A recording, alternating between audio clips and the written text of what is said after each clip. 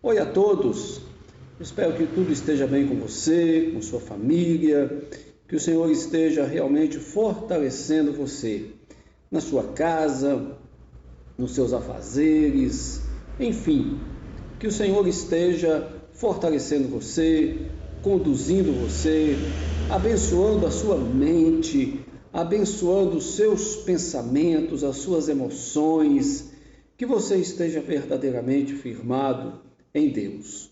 Porque diante de situações, diante de provas, o que mais sofre é o psicológico das pessoas, que muitas vezes se sente preocupado, abalado, e isso acaba alterando o humor das pessoas. Mas nós precisamos confiar em Deus. Então eu quero trazer para vocês uma meditação no Salmo 78, nós vamos ler do verso 1 até o verso 8. E a palavra do Senhor assim nos diz: Escutai, povo meu, a minha lei. Prestai ouvidos às palavras da minha boca. Abrirei os lábios em parábolas e publicarei enigmas dos tempos antigos. O que ouvimos e aprendemos, o que nos contaram nossos pais, não o encobriremos a seus filhos. Contaremos à vindoura geração os louvores do Senhor e o seu poder e as maravilhas que fez. Ele estabeleceu um testemunho em Jacó e instituiu uma lei em Israel e ordenou a nossos pais que os transmitissem a seus filhos, a fim de que a nova geração os conhecesse. Filhos que ainda hão de nascer se levantassem e, por sua vez, se referissem aos seus descendentes, para que pusessem em Deus a sua confiança e não se esquecessem dos feitos de Deus, mas lhe observassem os mandamentos e que não fossem como seus pais, geração obstinada e rebelde, geração de coração inconstante e cujo espírito não foi fiel a Deus. Eu creio que é um texto assim que nos fala de algo assim tremendo, porque este Salmo 78 é um salmo histórico, ou seja, é um salmo que traz a história de Israel em um determinado momento. Então, animo vocês a fazerem uma leitura pausada, uma leitura atenciosa no Salmo 78 e vocês vão compreender muitas coisas importantes na história de Israel. Mas eu quero me ater a essa passagem aqui, do verso 8, para falar sobre gerações. E quando a gente olha aqui de maneira específica neste texto, Deus está fazendo aqui uma observação com relação ao seu próprio povo, dizendo que a geração que antecedeu foi uma geração obstinada e rebelde, coração inconstante e cujo espírito não foi fiel a Deus. Então, essa geração, o mínimo que se poderia esperar dessa geração é que transmitissem aos seus filhos as leis de Deus, os ensinamentos, que contassem a história, a fim de que, aqui está muito claro, a fim de que estes filhos tivessem uma outra postura diante de Deus. Que estes filhos, como diz aqui, que ainda hão de nascer, pusessem a confiança em Deus, não se esquecessem dos feitos de Deus e observassem os mandamentos do Senhor. Então está falando de uma progressão. Uma geração sucederia a outra, sendo que a geração que vem depois seria melhor, mais comprometida com Deus. Aqui cabe-nos contextualizar. Quando a gente traz isso aqui para dentro da história da igreja, o que vamos ver? Vamos ver um período em que a igreja, no seu nascedouro, no seu início, era uma igreja fiel, uma igreja destemida, uma igreja 100% comprometida com Jesus Cristo e com o seu reino. Qualquer um daqueles irmãos no passado, quando eles se convertiam ao Senhor, a possibilidade de morte por causa do nome de Jesus era 100%. Então, quando um indivíduo se convertia a Cristo, a possibilidade dele morrer por causa do nome de Jesus era 100%. Porque havia a perseguição por parte dos judeus e havia a perseguição por parte do Império Romano. E não havia recurso, um cristão que fosse pego e ele ficasse firme na sua fé, não negasse o nome de Jesus, ele seria morto. E havia muitas maneiras desses cristãos serem mortos. Poderiam ser degolados, poderiam ser enforcados, poderiam ser crucificados, poderiam ser queimados vivos e poderiam ser lançados nas arenas, onde morreriam ali pelas feras, leões e tigres que haviam naquelas arenas que matavam e devoravam os cristãos. E também gladiadores bárbaros que não tinham nenhuma piedade de matar velhos, mulheres, crianças, porque eles eram cristãos e os cristãos eram considerados como uma praga dentro do Império Romano. Mas o sangue de cristãos era semente, porque quanto mais perseguiam e quanto mais oprimiam e matavam os cristãos, mais se convertiam. E se tornou uma igreja firme, uma igreja poderosa em Cristo. E durante 3 séculos foi assim. Quando o imperador Constantino, no ano 313 da nossa era, converteu-se ao cristianismo, é importante dizer isso porque eu não creio que ele converteu-se a Cristo. Ele converteu-se ao cristianismo, porque o cristianismo era indestrutível.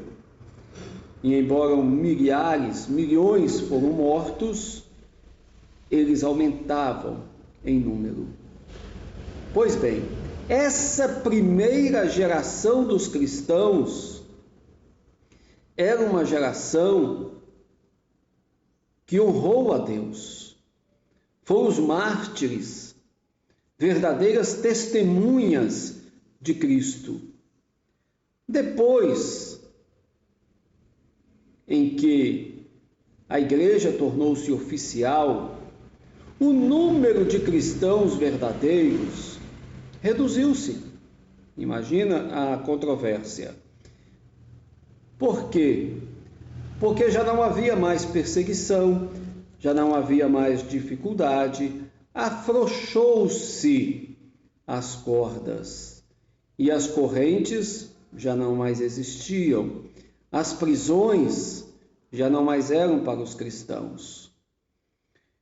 E muitos se tornaram fracos na fé, mas sempre houve, ao longo das eras, dos séculos, remanescentes fiéis.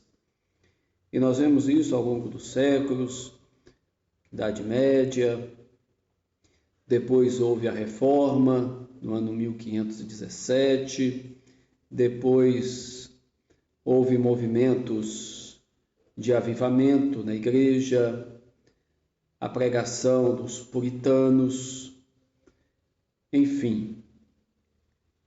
No século XVIII, século XIX, houve ainda um grande avivamento. Cristãos que renunciavam ao mundo, renunciavam ao pecado por causa de Cristo. Havia adversidade, havia perseguição, mas os cristãos permaneciam firmes. E foi uma época de iluminismo, uma época de crescimento filosófico, cultural da humanidade, principalmente o século XIX, mas muitos cristãos perseveraram em Cristo. Depois veio o século XX e houve um tempo de esfriamento, mas na segunda metade do século XX houve ainda um avivamento, um derramar do Espírito em muitas igrejas históricas. E é impressionante dizer que houve cisão das igrejas. Igrejas que queriam manter o tradicionalismo e igrejas que se renovaram com o chamado batismo no Espírito Santo e os dons espirituais, principalmente através da evidência de falar em outras línguas. Então isso aconteceu em meados do século XX. Depois, uns 30, 40 anos depois, cresceu muito o movimento chamado neopentecostal. Então houve a partir daí também um certo desvio da doutrina com a teologia da prosperidade. Então pregou-se um evangelho baseado em ofertas, um evangelho baseado em riquezas, e isso também trouxe um esfriamento e muitos se enveredaram por estes caminhos e surgiram muitos ministérios que eram fundados em personalidades, ou seja, homens que eram os cabeças, que eram os líderes, que eram os principais dessas denominações neopentecostais, e por aí vai. Surgiu também o movimento do Evangelho do Reino, o fazer discípulos, a igreja voltar-se para as casas, e também isso trouxe no início um grande mover do Espírito Santo. Mas, infelizmente, com o passar dos anos, houve o comodismo e houve a frieza. Então, aquilo que foi falado aqui no Salmo 78, das gerações que se sucederiam seriam melhores, o que tem acontecido hoje é que as gerações que vêm depois são gerações fracas. Até tem uma brincadeira que se faz aí entre as pessoas que diz raiz e Nutella. Então o que tem acontecido hoje também são discípulos raiz e discípulos Nutella, quando na verdade não existe isto. Isso é apenas uma expressão, é um dito popular entre as pessoas. porque discípulo é discípulo. E Jesus estabeleceu o padrão do discipulado. Aquele que não renunciar a tudo quanto tem, não pode ser meu discípulo. Então, o discípulo é aquele que renuncia a si mesmo, que toma a cruz e segue a Cristo. Então, trazendo para a realidade que nós estamos vivendo neste ano de 2020, como que juntou a frieza com o comodismo, e as igrejas simplesmente se adequaram a esta realidade que nós estamos vivendo, a proibição de reuniões, e muitos por causa de um vírus que tem uma possibilidade ínfima de morte, porque o contágio pode ser 100% da população, mas o agravamento pode ser, segundo os especialistas, que a gente tem até cuidado em dizer especialistas, 15%. Destes, apenas 3% podem piorar. E destes, um percentual muito pequeno pode agravar o caso e um percentual menor ainda de óbito. E muitos estão com medo por causa disto. Então, devido a este medo, a igreja já não reúne mais, a fé de muitos apagou, e como disse, juntou a frieza com o comodismo. Então, isso é muito sério que eu estou dizendo. Nós estamos preparados? Fica essa pergunta. Nós estamos preparados para a perseguição? Nós temos a fé daqueles irmãos do primeiro e do segundo século, principalmente nestes 2 séculos, em que a conversão a Cristo era a possibilidade de 100% de morte? Então fica aqui essa pergunta no ar. Caso venha um comunismo para o Brasil, nós estamos com a nossa fé preparada para vencermos, para suportarmos, para perseverarmos até o fim por causa do nome de Jesus? Ou rapidamente retrocederemos e negaremos a nossa fé? Então são questionamentos para nós hoje. A Bíblia fala sobre o final de todas as coisas e do reinado de Anticristo, que haverá uma marca tatuada ou colocada, se fala muita coisa sobre isso, na testa ou na mão direita, para que ninguém compre, nem venda, se não tiver a marca do anticristo. Nós aceitaremos esta marca? Nós negaremos o nome de Jesus? Ou, como disse o Senhor, vamos perseverar até o fim? Porque Jesus disse: aquele que perseverar até o fim, esse será salvo. Porque todo mal, quando ele vem a reinar sobre a terra, é por pouco tempo. Mas o reino de Deus é para sempre. Então, que possamos refletir sobre isto. Nós temos uma história. Em que circunstâncias você recebeu a Cristo? Foi por causa dos benefícios ou foi por causa da cruz? Foi por causa desta terra ou foi por causa do céu? Então, meus queridos, diante disto, vamos refletir, vamos orar, vamos fazer uma avaliação sobre a nossa vida, sobre a nossa fé, sobre o nosso compromisso com o Senhor.